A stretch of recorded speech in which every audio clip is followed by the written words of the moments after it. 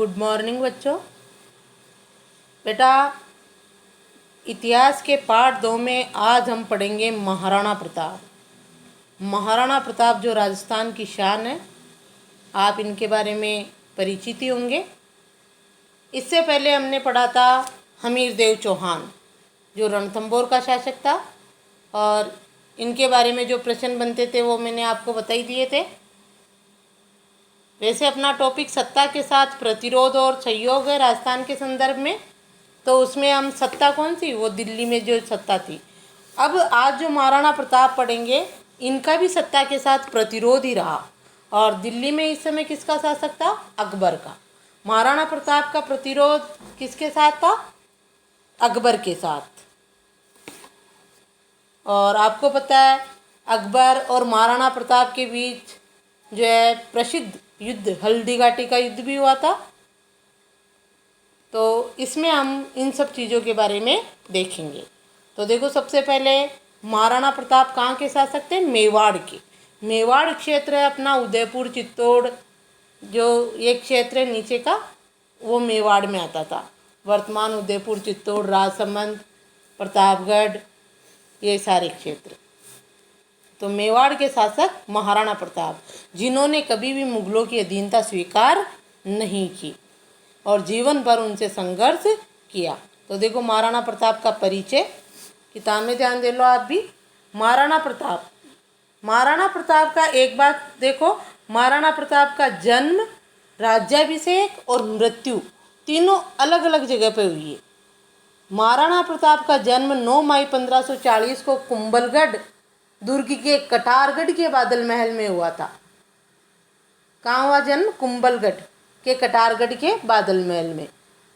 उनका राज्याभिषेक हुआ गोगुंदा में। राज्याभिषेक कहाँ हुआ, गोगुंदा। 18 फरवरी 1572 ईस्वी को गोगुंदा में इनका राज्याभिषेक हुआ, और 19 जनवरी 1597 ईस्वी को चावंड में इनकी मृत्यु हुई। ठीक है, जन्म 9 मई 1540 ईस्वी को कुंभलगढ़ में। याद रखोगे आप, 1 नंबर का प्रश्न आ सकता है कोई सा भी। तो पहला लिख लेना आप अपने नोट्स की तरह, महाराणा प्रताप का जन्म 9 मई 1540 ईस्वी को कुंभलगढ़ दुर्ग के कटारगढ़ के बादल महल में। महाराणा प्रताप का राज्याभिषेक 28 फरवरी 1572 ईस्वी को गोगुंदा में, और महाराणा प्रताप की मृत्यु 19 जनवरी 1597 ईस्वी को चावंड में। ठीक है, तीनों चीज़ों का आप जो है लिखोगे, जन्म हेडिंग डाल के, डॉट डाल के, राज्याभिषेक और मृत्यु, और ये सारे सन और जगह आपको याद रखनी है। तो देखो, महाराणा प्रताप का जन्म विक्रम संवत 1597 ज्येष्ठ शुक्ल तृतीया, ये अपना विक्रम सन है, रविवार 9 मई 1540 ईस्वी को कुंभलगढ़ के कटारगढ़ के बादल महल में हुआ था। अंडरलाइन कर लो, कुंभलगढ़ दुर्ग है, अभी राजसमंद जिले में आता है कुंभलगढ़। उसमें कटारगढ़, कुंभलगढ़ के ऊपरी भाग में है कटारगढ़, उसमें है बादल महल। कुंभलगढ़ किले में ही कटारगढ़ ऊपरी भाग जो है उसका सबसे ऊपरी, उसमें बादल महल है, तो वहाँ इनका जन्म हुआ था। आप सिर्फ कुंभलगढ़ भी लिख दो तो भी सही होगा आपका। इनके पिता का नाम उदय सिंह था। प्रताप महाराणा उदय सिंह के ज्येष्ठ पुत्र थे। उनकी माता का नाम जयवंताबाई था, जो पाली नरेश अखेरा सोनगरा चौहान की पुत्री थी। आपको ये लिखना आवश्यक नहीं है, इसमें आपको पिता और माता का नाम लिखना है बस। महाराणा प्रताप का बचपन कुंभलगढ़ में ही व्यतीत हुआ।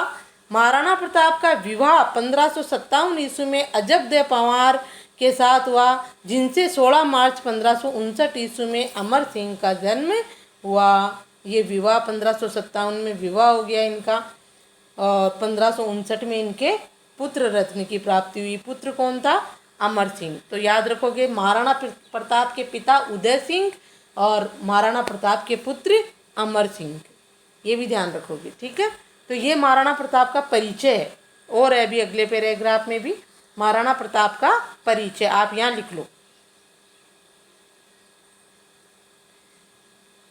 यहाँ लिख लो आप परिचय।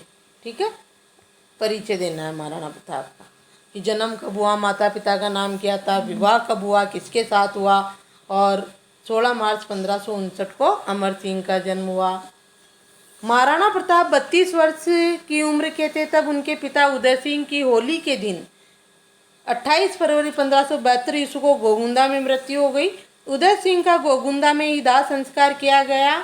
यहाँ स्थित महादेव बावड़ी पर 28 फरवरी 1572 ईस्वी को मेवाड़ के सामंतों एवं प्रजा ने प्रताप सिंह का महाराणा के रूप में राज तिलक किया। महाराणा उदय सिंह द्वारा नामित उत्तराधिकारी जगमाल को मेवाड़ के वरिष्ठ सामंतों ने अपदस्थ कर दिया। ये महाराणा प्रताप का राज्याभिषेक 18 फरवरी 1572 को। देखो ये लाइन है ना, महाराणा उदय सिंह द्वारा नामित अधिकारी जगमाल। होता क्या है कि इनके जो पिता थे, महाराणा प्रताप के पिता उदय सिंह, उनकी एक दूसरी रानी थी। दूसरी रानी का पुत्र था जगमाल। तो वह रानी जो थी वो अपने पुत्र को उदय सिंह के बाद शासक बनाना चाहती थी। तो और उस रानी ने उदय सिंह पर दबाव डाला कि महाराणा प्रताप जो थे वो योग्य थे हर तरह से, और उदय सिंह भी महाराणा प्रताप को ही चाहते थे। लेकिन रानी जो थी वो बड़ी रानी थी इनकी, इसलिए वो जो है अपने पुत्र को मेवाड़ का शासक बनाना चाहती थी। तो रानी ने उदय सिंह पर दबाव डाला कि उदय सिंह की तो आप अपने जीवन काल में ही जगमाल को उत्तराधिकारी घोषित कर दो, नहीं तो महाराणा ये प्रताप बन जाएगा कि शासक। तो रानी के दबाव में आकर उदय सिंह ने जो है जगमाल को नामित उत्तराधिकारी यानी अपने जीवन काल में ही उत्तराधिकारी घोषित कर दिया था उदय सिंह ने कि मेरी मृत्यु के बाद जगमाल मेवाड़ का शासक बनेगा। लेकिन जगमाल इतना योग्य नहीं था, इसलिए मैं उदय सिंह की मृत्यु के बाद वहाँ के सामंतों ने और प्रजा ने जो है प्रताप सिंह का महाराणा के रूप में राज तिलक कर दिया 28 फरवरी 1572 को। ठीक है, तो जगमाल नाराज हो गया। आगे पढ़ेंगे अपन। जगमाल नाराज होकर वहाँ चला जाता है, मुगलों की शरण में चला जाता है, मुगलों के यहाँ जाता है और फिर थोड़ा लड़ाई झगड़े भी होते हैं इनमें, ये हम पढ़ेंगे आगे। मेवाड़ छोड़कर चला जाता है जगमाल। तो ये यहाँ तक हो गया, आपके परिचय में आएगा बेटा ये पूरा महाराणा प्रताप के परिचय में। आप यहाँ तक राज्याभिषेक थोड़ा अपने शब्दों में लिखना जो छोटा हो जाएगा।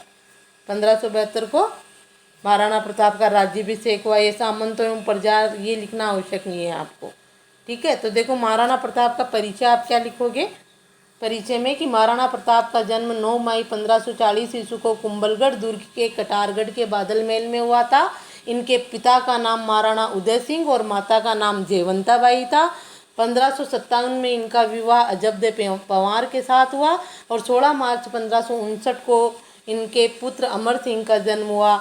और 28 फरवरी 1572 ईस्वी को उदय सिंह की मृत्यु हुई और उसी दिन 28 फरवरी 1572 को मेवाड़ के शासक के रूप में महाराणा प्रताप का राज तिलक किया गया। ये परिचय लिख देना आप। ठीक है, जो अभी मैंने बोला। अब देखो महाराणा प्रताप मेवाड़ के शासक बन गए 28 फरवरी 1572 को। अब क्या होता है मेवाड़ के शासक बनने, ये जो 1570 में अकबर, उधर सत्ता में कौन था, दिल्ली में शासक कौन था, अकबर।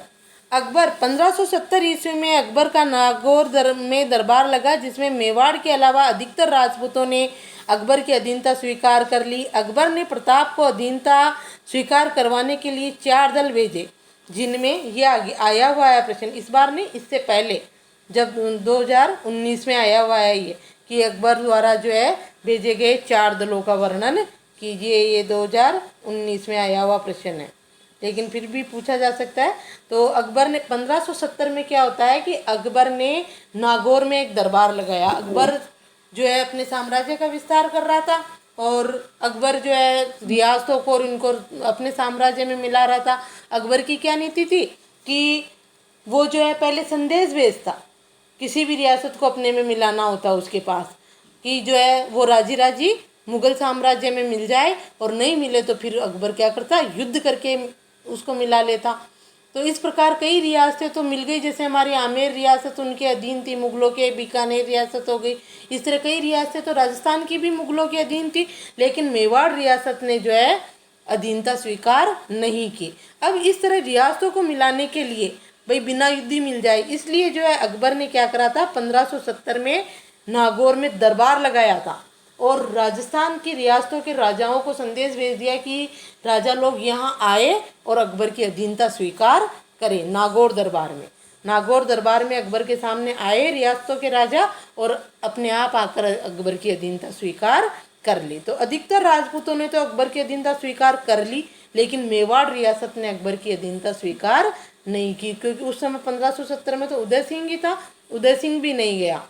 और फिर 1572 में महाराणा प्रताप बन गया, उसका तो दरबार था ही लगा हुआ अकबर का, 1570 में लगाया था उसमें, तो उदय सिंह भी अकबर की अधीनता स्वीकार करने नहीं गए। और उसके बाद 1572 28 फरवरी, जल्दी आ गया ना, फरवरी 71 पूरा हुआ, एक साल ही तो हुआ था, फरवरी में ही जो है महाराणा प्रताप बन गए। तो महाराणा प्रताप के बनने के बाद भी अकबर ने संदेश भेजा, लेकिन महाराणा प्रताप ने भी अकबर की अधीनता स्वीकार नहीं की। तो देखो अकबर ने 4 दल भेजे। कितने दल भेजते हैं? महाराणा प्रताप को जो है बिना युद्ध के ही अधीनता स्वीकार करा लेने के लिए।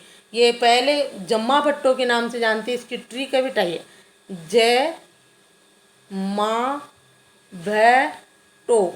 तो पहले दल में जय, जय यानी जल्लाल खां, माँ, माँ यानी मान सिंह, भै यानी भगवंत दास और टो यानी टोडरमल।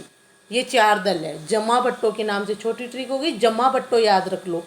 जमा भट्टो में जैसे जलाल खां, माँ से मान सिंह, ब से भगवंत दास और टो से टोडरमल। इन 4 लोगों को अकबर ने महाराणा प्रताप को समझाने के लिए भेजा कि वो आकर अकबर की अधीनता स्वीकार कर ले, लेकिन अकबर महाराणा प्रताप नहीं माने।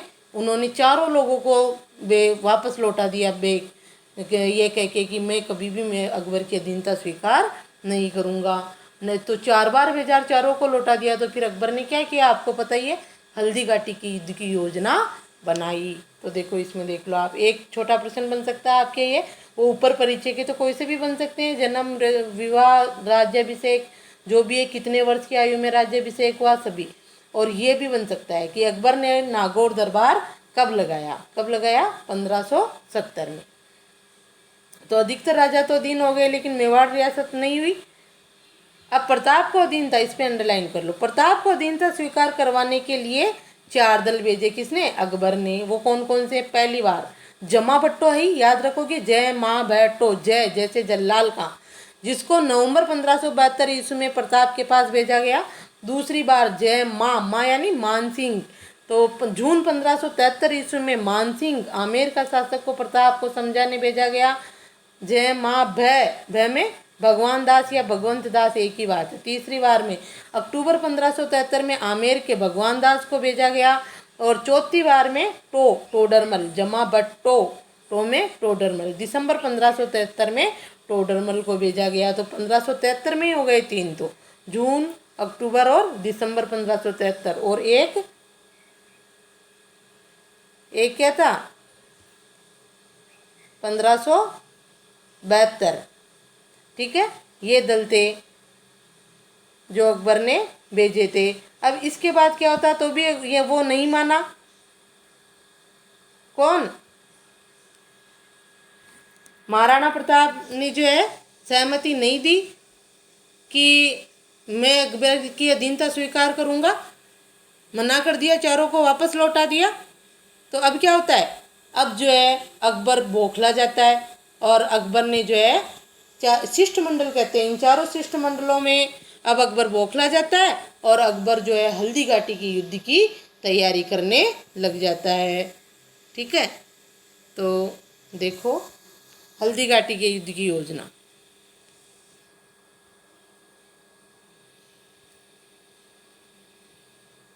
ये इसमें गड़बड़ हो गई, अगले वीडियो में देखेंगे। देखो अपन क्या होगा इसमें। एक बार रुको बेटा, थोड़ा ध्यान रखना, देखा आता है तो। हाँ देखो, अब हल्दी घाटी के युद्ध की देखो आप, चारों दल चले जाते हैं, महाराणा प्रताप किसी की भी नहीं मानते हैं। और अब हल्दी घाटी के युद्ध की योजना अजमेर के मैगजीन दुर्ग में, अजमेर के मैगजीन दुर्ग में जो है ये क्या करते हैं, हल्दी घाटी के युद्ध की योजना बनाता है। कौन? अकबर। तो देखते हैं ये चार शिष्टमंडल प्रताप को समझाने में असफल रहे और अकबर ने प्रताप को युद्ध में बंदी बनाने की योजना बनाई। अब जो है अकबर क्या चाहता था कि वो प्रताप को बंदी बना ले। ये महाराणा प्रताप की तस्वीर है, आप अपनी बुक में भी देखना। देखो, ये चार शिष्टमंडल प्रताप को समझाने में असफल रहे। कौन से चार शिष्टमंडल? यही जमाबट्टो जो है।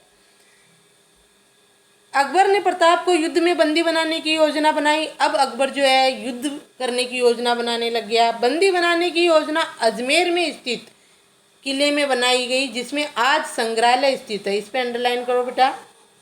अकबर ने हल्दी घाटी के युद्ध की योजना और अकबर को बंदी बनाने की योजना कहाँ बनाई? अजमेर के मैगजीन दुर्ग में। ये ध्यान रखना, अजमेर में स्थित किले में बनाई। मैगजीन दुर्ग है उसका नाम। अंग्रेजों के समय ये शस्त्रागार होने के कारण इसे मैगजीन भी कहते हैं। अकबर ने मानसिंह को इस युद्ध का मुख्य सेनापति बनाया तथा मानसिंह का सहयोगी आसफ खां को बनाया। ये भी एक नंबर का प्रश्न। पहला प्रश्न यहाँ पे बनेगा कि अकबर ने हल्दी घाटी के युद्ध की योजना या अकबर ने प्रताप को बंदी बनाने की योजना कहाँ बनाई? कहाँ बनाई? अजमेर के मैगजीन दुर्ग में। दूसरा, अकबर ने जो है हल्दी घाटी के युद्ध का नेतृत्व या सेनापति किसको बनाया? मानसिंह को, और मानसिंह का सहयोगी आसफ खां को बनाया। ठीक है, तो यहाँ दो प्रश्न बनेंगे इसमें कि एक तो योजना कहाँ बनाई अकबर ने प्रताप को बंदी बनाने की, या हल्दी घाटी के युद्ध की योजना ही है ये जो अजमेर के मैगजीन दुर्ग में बनाई थी अकबर ने, और उसका दायित्व किसको सौंपा? मानसिंह और आसफ खां को। तो मानसिंह सेनापति था हल्दी घाटी के युद्ध में अकबर का, ये पता ही होगा आपको।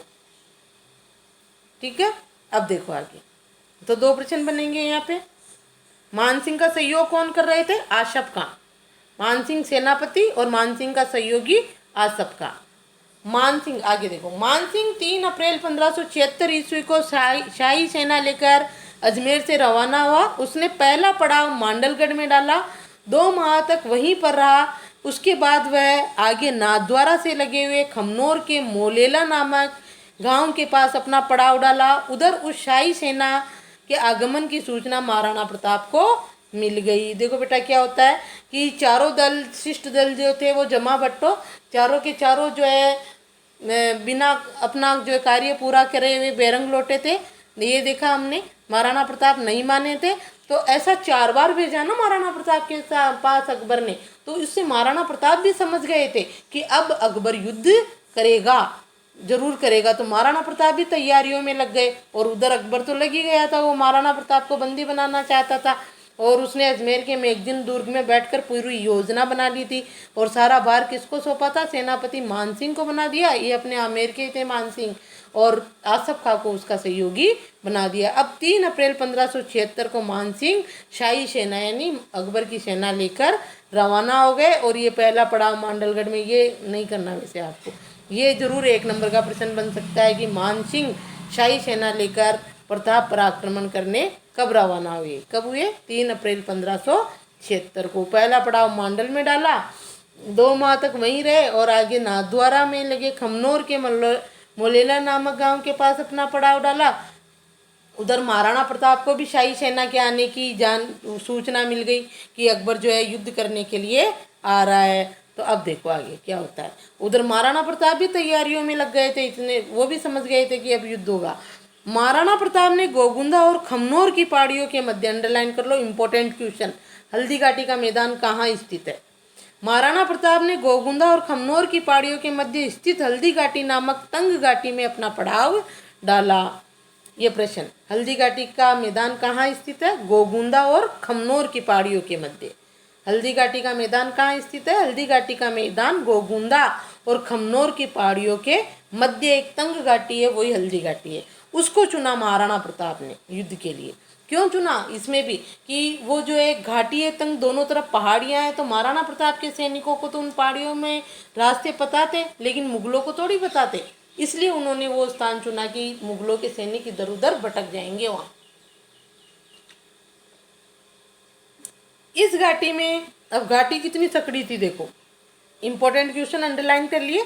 कहाँ हल्दी घाटी का मैदान कहाँ स्थित है? गोगुंदा और खमनोर की पहाड़ियों के मध्य। इस घाटी में एक बार में एक ही आदमी प्रवेश कर सकता था, इसलिए सैनिकों की कमी होते हुए भी महाराणा प्रताप के लिए मोर्चाबंदी के लिए यही सर्वोत्तम स्थान था, जहां प्रताप के पहाड़ों से परिचित सैनिक आसानी से छिपकर आक्रमण कर सकते थे। वही मुगल सैनिक भटककर मेवाड़ के सैनिकों से टकराकर या भूखे प्यासे मरकर जीवन गंवा सकते थे।